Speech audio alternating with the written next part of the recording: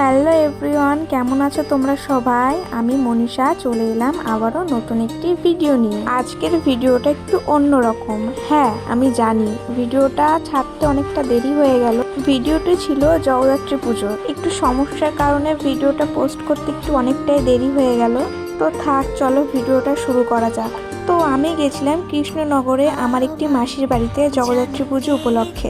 জগদ্ধাত্রী পুজোর কথা বললে প্রথমে আসে চন্দননগরের কথা, কিন্তু দেখা যায় যে প্রথম জগদ্ধাত্রী পুজোর প্রচলন হয় কৃষ্ণনগরে রাজা কৃষ্ণচন্দ্রের হাতে ধরে। আমরা তো জগদ্ধাত্রী পুজোয় প্রত্যেকবার খুব মজা করি। ঠাকুর দেখা থেকে শুরু করে ঘট ভাসান, ঠাকুর ভাসান সবটাই আমরা দেখি। মানে এই 3-4 দিন আমরা ঘুমাই না বললেই চলে। দিনে যেমন ঠাকুর দেখা, রাত্রে ঠাকুর দেখা, পরের দিন ঘট ভাসান, তারপরে ঠাকুর ভাসান, খুব মজা হয় কয়েকদিন। তো জগদ্ধাত্রী পুজোর সন্ধেবেলায় আমরা সবাই রেডি হয়ে বেরিয়ে গেলাম ঠাকুর দেখার জন্য। আমরা বেরিয়েছিলাম রাত 10টার সময় আর বাড়ি ঢুকেছি পরের দিন সকাল 5টা সাড়ে 5টার দিকে।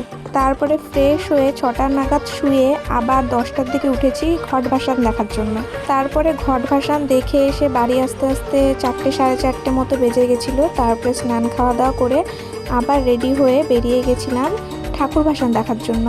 ঠাকুর ভাসান দেখতে গেছিলাম আমরা তাও 7টা 8টার দিকে। তারপরে আবার 10টা 11টার দিকে বাড়ি চলে এসেছিলাম। তখন শুধু ছোট ঠাকুরগুলো দেখেছিলাম। তারপরে বাড়ি এসে 1-2 ঘন্টা ঘুমিয়ে তারপরে আবার রাত 3টের সময় চলে গেছিলাম ঠাকুর ভাসান দেখার জন্য, কারণ তখন বড় বড় ঠাকুরগুলো বার করবে। 3টের সময় ঠাকুর দেখে বাড়ি এসেছিলাম আমরা পরের দিন সকাল 7টা 8টার দিকে।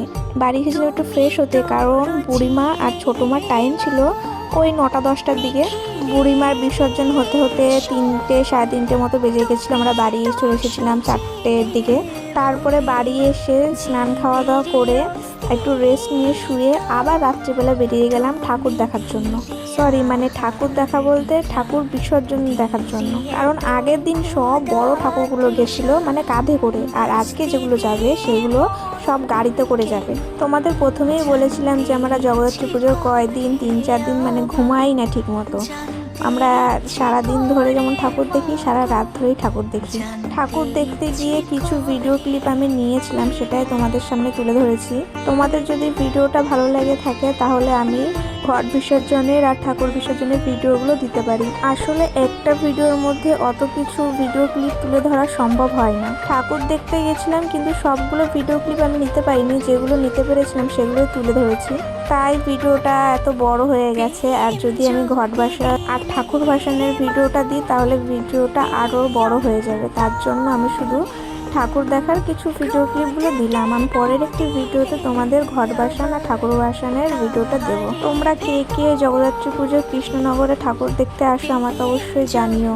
জানো তো, তোমাদের প্রথমে বললাম না যে বুড়িমার ছোটো মার টাইম ছিল 7টা 9টার দিকে।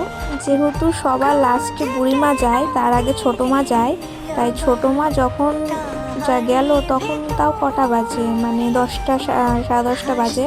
অবিশ্বাস্য ঘটনা কি ঘটেছিল জানো? যেখানে বুড়িমার বাঁশ ভেঙে গেছিলো, মানে ছোটো মার বাঁশ ভেঙে গেছিলো, সেই জায়গাতেই বুড়িমার বাঁশ ভেঙে গেছিলো। মানে 2 বোনের একই জায়গাতেই বাঁশ ভেঙে গেছিলো।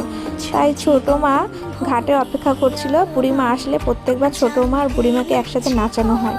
যেহেতু বুড়িমা আসতে দেরি করেছিল তাই ছোটো মাকে আগে বিসর্জন দিয়ে দেওয়া হয়েছিল। আমি ভিডিও শেষে বুড়িমা, ছোটো মা আর মেজো মার ছবি দিয়ে দিলাম, তোমরা দেখে নিও। তো টাটা, আজকের ভিডিওটা এইটুকু।